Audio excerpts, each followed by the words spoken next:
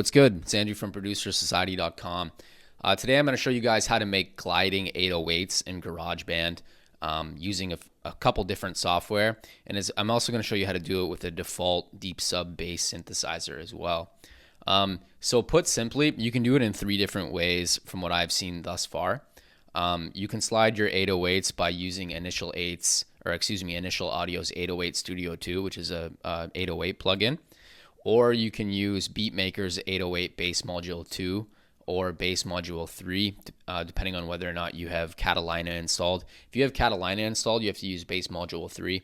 If you don't have Catalina installed, you can actually get Bass Module 2 for free, which is great. And there's also another way of doing it with GarageBand's Deep Sub Bass. But anyway, so here's the Bass Module 3 from Electronic. They have it right here. It should work with Catalina. I read somewhere here that it works in Catalina. I forget where. Anyway, I'm pretty sure it does work, but you have to just make sure you check it out before you grab it. I actually have the 808 Studio 2 bass synth from Initial Audio, and it has way more specifications and parameters, so I recommend getting it. And I'll show you what it looks like right now. I've actually already used it in another video, I believe. But I'll show you. It's right here. It's Midnight. That's the preset name that I have on it right now. Just one moment. So here's what it looks like. Here's initial 808 Studio 2. This is a dope plugin. It's really good. Here's the Midnight setting that's set up right here. I'm actually going to adjust this envelope and stuff. But anyway, I'm just going to show you how to set up the glide effect right away. And essentially what you want to do is you want to use the portamento timing. So the portamento, it's an Italian term that's similar to glissando. It just means that you're quickly shifting between two different pitches, or rather two different notes. So the portamento timing adjusts how fast you're transitioning from one note to the other. So I'll show you what that sounds like right now.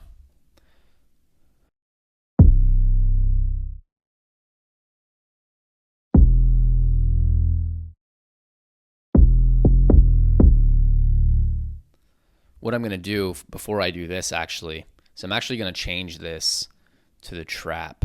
That way you can hear more of the... Studio is running in demo mode. I'm using the demo mode right now, so that's why it's making that sound. But here we go. So here's what it sounds like. By the way, I got a present for you. Go to producersociety.com/free mixing cheat sheet. That'll put you on my list to get a free mixing cheat sheet. And I send all kinds of cool tips and stuff that I don't share anywhere else. You can also join my forum at forum.producersociety.com. For now, it's totally free to sign up, but in the future, I'll probably lock it down and then turn it into a full course platform.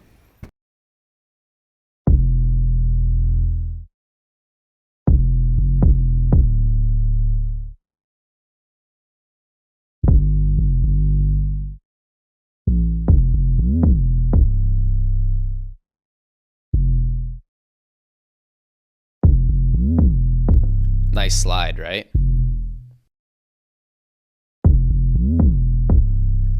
Additionally, like let's say we set up the portamento timing in another way, like if we set it up much slower. I'll show you what that sounds like set up at 0 milliseconds.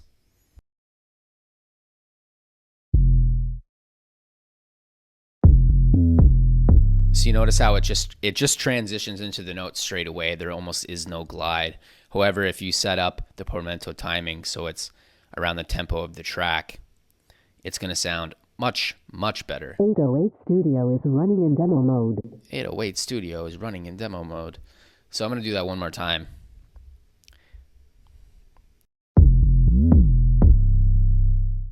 And it's really just as simple as that, man. Like you just got to get your hands on the right software, the right plugin, and then you can just use the portamento timing on this particular plugin, and that's how you get the gliding effect. Additionally, you know, you can do all kinds of things with this plugin. You can you can make it so that there's actually another kick that goes along with the 808 sound. So if you put it on impact, 808 impact, wherever that is, here it is, that's actually going to make more. It's going to put a kick along with the other kick drum.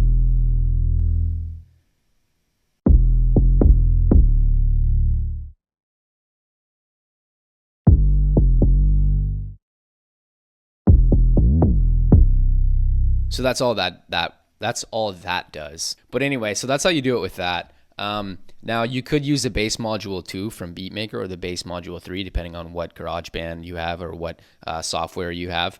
However, I would just recommend getting the initial 808. It's the one that I'm going to get. I'm still using the demo mode, but I'm definitely getting this plugin just because it's amazing. You know, there's so much stuff that you can do with it, and it's great.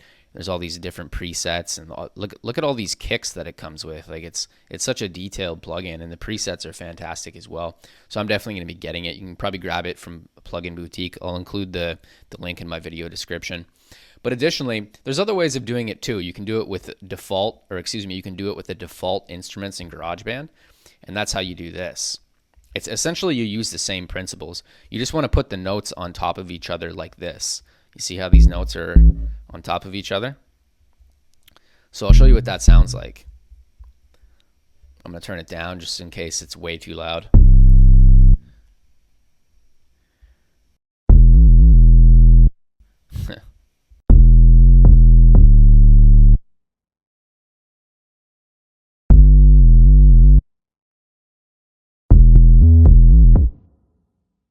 So that's what that sounds like. And while this will work just fine, the deep sub bass is cool. Like it'll work in GarageBand. But you notice how it's not nearly as good as this plugin that you can get.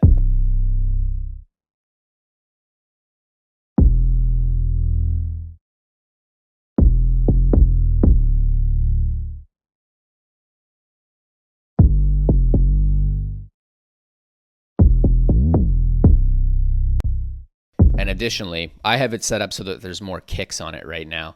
But what I would actually do is I would probably have it set on trap just because the kick is less obtrusive. It's less in your face.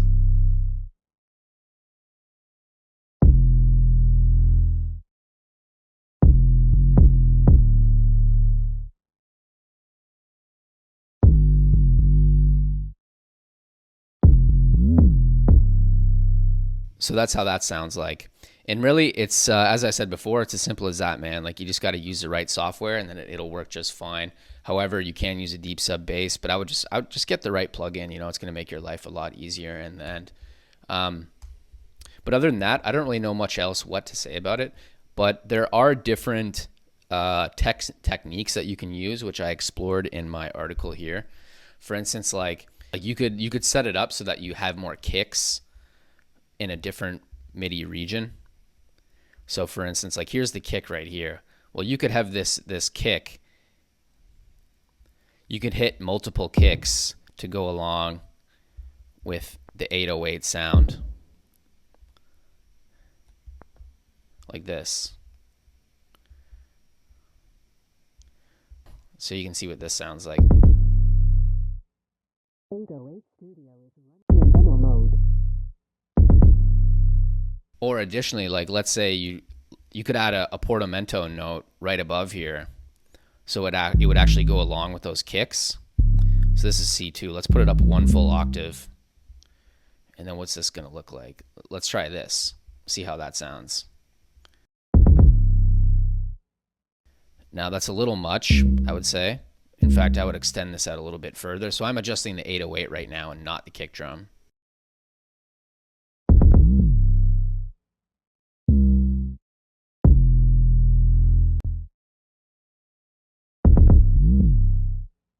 You know, you could do something like that.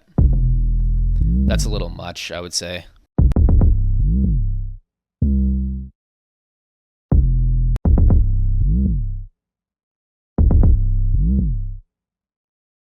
Let's actually extend this out further and see how that sounds. I'd say it's best to do it right in the 808 plugin rather than doing it with the kick. It's going to sound much better in the end. But, you know, like just think about all the different ways that you can make this function, you know. You can like add a bunch of portamento notes if you wanted to. Now, I'm just making stuff up right now, so granted it probably won't sound the best. But, you know, I'll give you a shot, or I'll show it to you right now. So you could do something like this. There's 2 portamento notes here.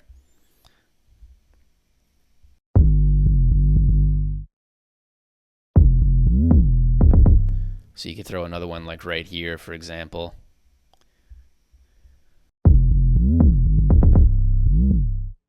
We're going to get rid of these 2 kicks. That sounds annoying.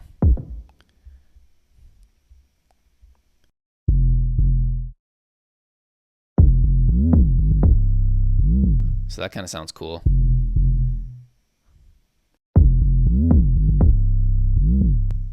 I'm going to get rid of that note. So let's actually listen to it in context with the music.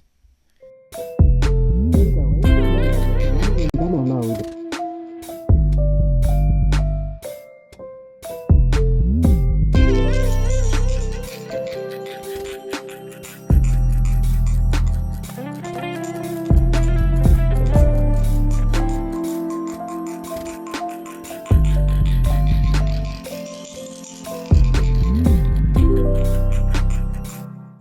Now, granted, this is just a demonstration, so I actually wouldn't have those 808s so intense like that. I would actually get rid of this one, and I would probably get rid of this one as well, just because it's just too much, you know?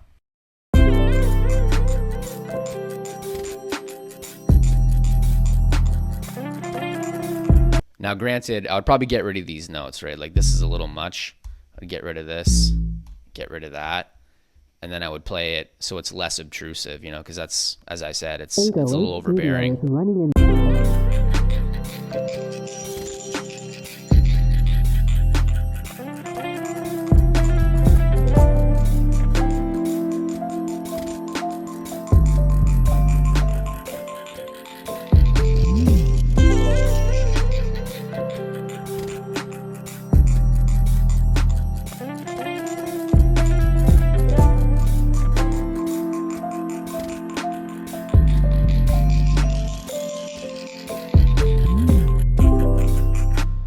But other than that, that's pretty much it, man. Just use the right software, and then you're good to go.